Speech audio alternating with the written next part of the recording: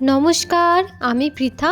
আমার চ্যানেলের নতুন একটা ব্লগে তোমাদের সকলকে স্বাগত জানাই।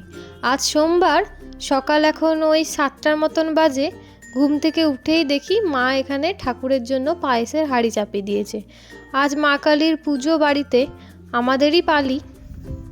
তাই সকাল থেকে উঠেই দেখছি যে মা আর ঠাকুমা দুজনেই খুব ব্যস্ত ঠাকুরদের কাজকর্ম নিয়ে। তবে বারাসাত থেকে বাড়ি আসার পর আমার খাওয়া, ঘুমানো আর পড়া ছাড়া আর কোনো কাজই থাকে না। তাই মা ঠাকুমা ওদিকে কাজকর্মে ব্যস্ত দেখে বাগান বাড়িতে এলাম। এখানে দেখি বাবাও ব্যস্ত গাছ লাগাতে, গাছের পরিচর্যা করতে। তোমাদেরকে তো আগের ব্লগেও বলেছি যে আমার বাবা গাছ নিয়ে থাকতে খুব ভালোবাসে, গাছ লাগাতে, গাছের যত্ন করতে। তাই সকাল সকাল উঠে গাছের যত্ন করতে লেগে পড়েছে। তারপর এলাম একটু আমাদের মা কালীর মন্দিরে। এইদিকে মোটামুটি মা কালীর পুজোর জোগাড় হয়েই গেছে, শুধু পায়েসের হাঁড়িটা আনা বাকি আর টুকটাক যা জোগাড় আছে সেগুলো আনা বাকি। তো ঠাকুমা প্রথমেই বাড়ির ঠাকুরের পুজোটাও সেরে নিয়েছে, তারপর মা কালীকেও প্রণাম করে গেল, সঙ্গে ধুনো ধূপও দিয়ে গেল। তো এখন ওই সকাল 9টার মতন বাজে। পুজোর জন্য মা আর ঠাকুমা তো উপোস থাকবে, তবে আমি সকালের জলখাবার খেয়ে আগের দিনে বাবার আনা রসমালাই আর ছানার পায়েস খেয়ে নিয়েছিলাম। আর তারপর দেখি এইদিকে মা কালীর পুজোও হয়ে গেছে, মা বাড়িতে প্রসাদ নিয়েও চলে এসছে। এবার অনেক দিন পর ছোটোবেলার মতন আমি সবাইকে ডাকতে যাব মা কালীর প্রসাদ আর তেল সিঁদুর নিতে আসার জন্য আমাদের বাড়ি।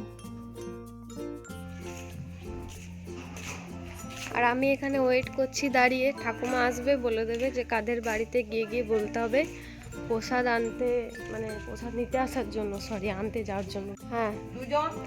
আর ইয়েকে ডিট্টুদের ঘরে হ্যাঁ একজন হ্যাঁ, বলবে তেল সিঁদুর নিতে, ডাগলো আর প্রসাদ নিতে। আর রাজু দাদাদের বাড়ি, রাজ্যদের ঘরে আর ওই আর বিট্টু দাদাদের বাড়িতে, হ্যাঁ মানাই দিদিদের বাড়িতে। তো বলবি প্রসাদ দেবে, হ্যাঁ, তো ছোটবেলায় করি না, আমি জানতাম না। আমি এখন যাচ্ছি প্রসাদ নিতে আসার জন্য ডাকতে। তুমি কি আমাকে বলদ ভাবো নাকি? আমার বাবা দোকান চলে গেছে। কোনটা নিবি বল? আমাকে পিঙ্ক পিঙ্ক। তুই কোনটা নিবি বল? আমাকে এই হলুদ দাও। বিশাল ব্যাপার। তুই বাবা ওরে বাবা, ছেড়ে না। ওরা আর ছিটতে পারছে না, ওই যে গুড়গুড়িটা। চলো টাটা করে দাও। আমিও প্রসাদ নিতে যাবো ডাকছি, আর এই জন্য বেরিয়েছে, এই যে একজন আরেকজন বেরিয়েছে। তো সবাইকে প্রসাদ নিয়ে যেতে বলে এসেছি, অনেকে চলেও এসেছে তার মধ্যে। আর প্রসাদ নিতে ডাকতে বেরোনোর সময় ছোটো বৌদির সঙ্গেও দেখা হয়ে গেছিলো। আর এদিকে দেখি এই দুই বৌদিও এখন প্রসাদ নিতে এসেছে। এক বিয়ে বাড়ির ব্লগে, কালী পুজোর ব্লগে তোমরা এই দুই বৌদিকে দেখেছো। আমার আরও বাকি বৌদির মতন এই দুই বৌদিও খুব ভালো, আমাকে খুব ভালোবাসে। তার সঙ্গে বড় মাও এসেছিলো, দাদাও এসেছিলো প্রসাদ নিতে। তারপর দেখি রিয়া বৌদিও চলে এসছে প্রসাদ আর তেল সিঁদুর নেওয়ার জন্য। আর রিয়া বৌদিকে তো তোমরা সবাই চেনো, দিয়ার মা। একটু আগেই দেখলে আমাকে চকলেট দিচ্ছিল ওরা দুজন মিলে।